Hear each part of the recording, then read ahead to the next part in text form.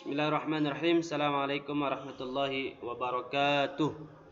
Alhamdulillahirabbil alamin wassalatu wassalamu ala asyrafil anbiya'i wal mursalin wa ala alihi wa sahbihi ajma'in. Amma ba'du. Para siswa BKN yang saya hormati, yang saya cintai karena Allah SWT, Ustaz banggakan, Ustaz muliakan, para hafizul Quran.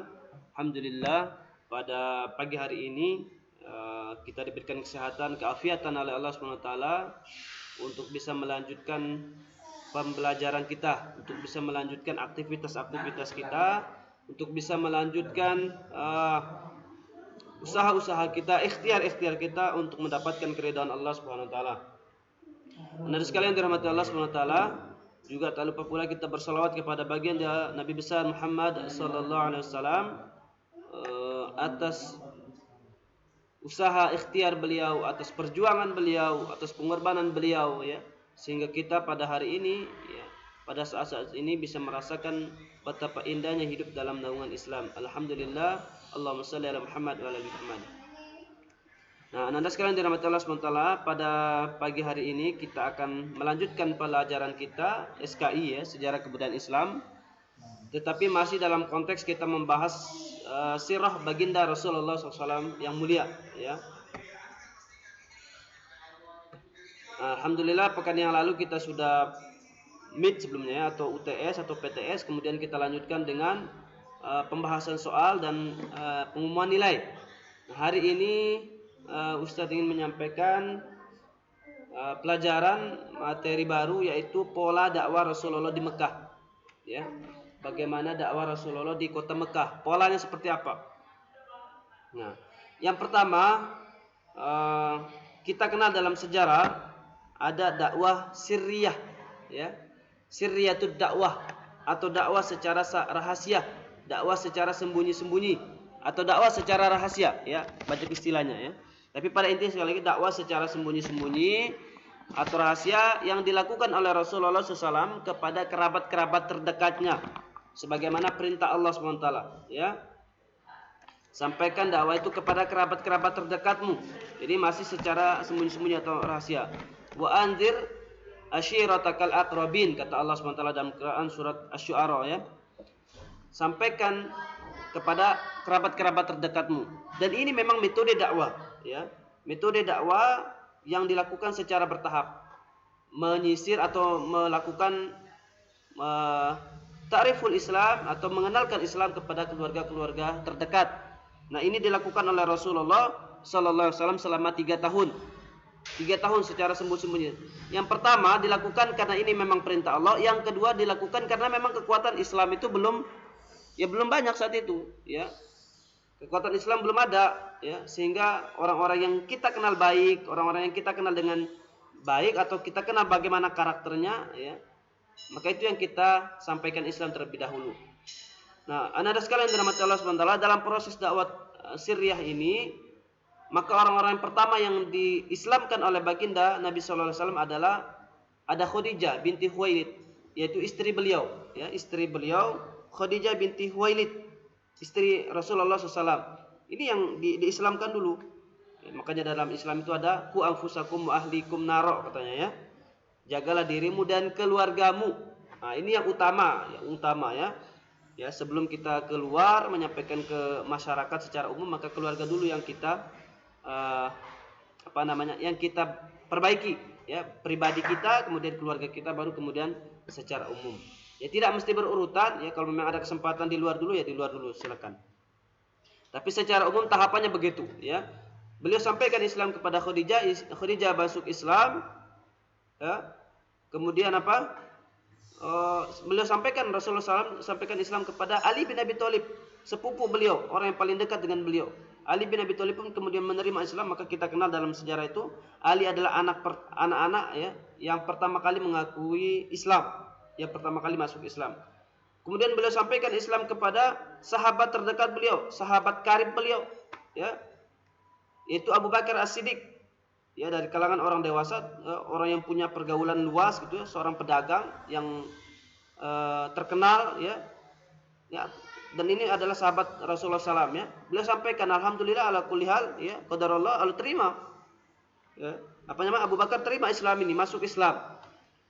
Sehingga dengan jalannya masuk Islam Abu Bakar ini, kemudian Islam disampaikan luas kepada sahabat-sahabat Abu Bakar yang lain. Karena Abu Bakar ini orang terkenal gitu ya, pedagang ya, sukses, dermawan juga begitu.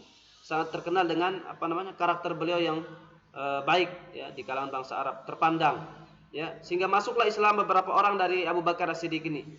Ada Utsman bin Affan, ada Abdurrahman bin Auf, ada Thalha bin Ubaidillah, kemudian ada sahabat-sahabat utama yang lain ya, Zubair bin Awwam dan seterusnya, Sa'ad bin Abi Waqqas dan lain sebagainya.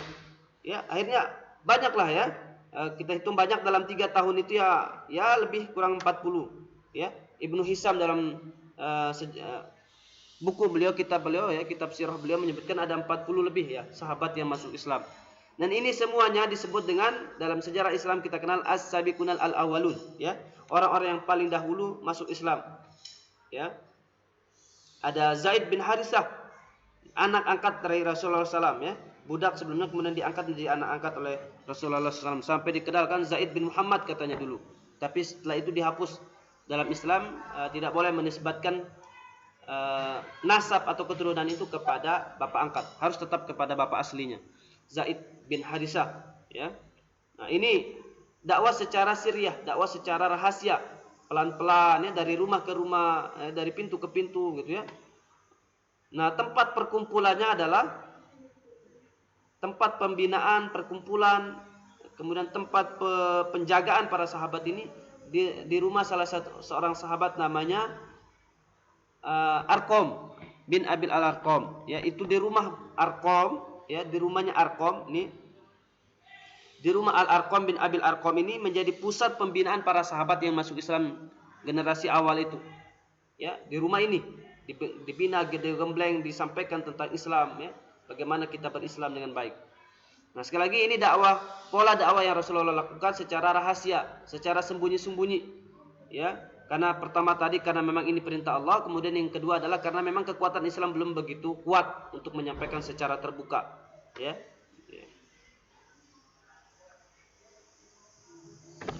Sehingga dengan pola ini berjalan 3 tahun, maka turunlah perintah Allah selanjutnya untuk menyampaikan Islam secara terang-terangan, jahriyatud dakwah kalau istilahnya ya, atau dakwah secara terang-terangan, dakwah secara terbuka ke halayak umum ya. Sehingga Rasulullah dan para sahabat keluar menyampaikan Islam itu, sampai Rasulullah itu berdiri di atas bukit Safa, itu kita kenal ya, menyampaikan tentang berita keislaman itu. Apa kata Rasulullah sambil berpidato di atas itu? Karena Rasulullah ini dikenal al-amin ya, terpercaya.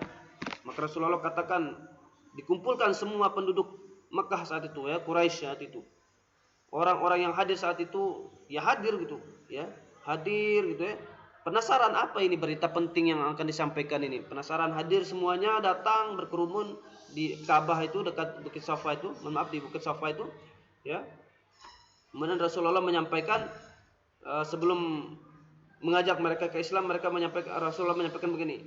Wah, kurang lebih lah ya. Wahai penduduk Mekah, orang-orang Quraisy, bagaimana sekiranya seandainya aku katakan bahwa di belakang gunung itu akan ada pasukan yang akan menyerang kalian. Ya, bagaimana kalau seandainya, apa tanggapan kalian, apa pendapat kalian? Kalau sekiranya aku katakan bahwa di balik gunung itu akan ada pasukan yang akan menyerang kalian. Maka orang-orang Quraisy mengatakan, kami tidak mengenal kecuali engkau adalah orang yang jujur. Kecuali engkau adalah orang yang terpercaya. Kami tidak pernah mendapatimu kecuali engkau adalah orang yang baik, yang jujur perkataannya, baik akhlaknya, budi pekertinya. Itu pernyataan orang-orang Quraisy dan mengakui itu ya.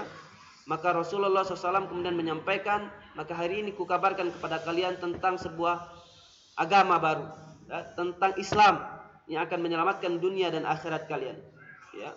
Mereka diajak kepada Islam, ya, penolakan terjadi akhirnya ya, terutama Abu Lahab ya. Abu Lahab itu pamannya Rasulullah SAW ya. Abu Lahab itu pamannya Rasulullah SAW. Abu Lahab kemudian, apa ini, omong kosong apa ini gitu ya, berani-beraninya anak, kalau bahasanya anak kemarin ini ya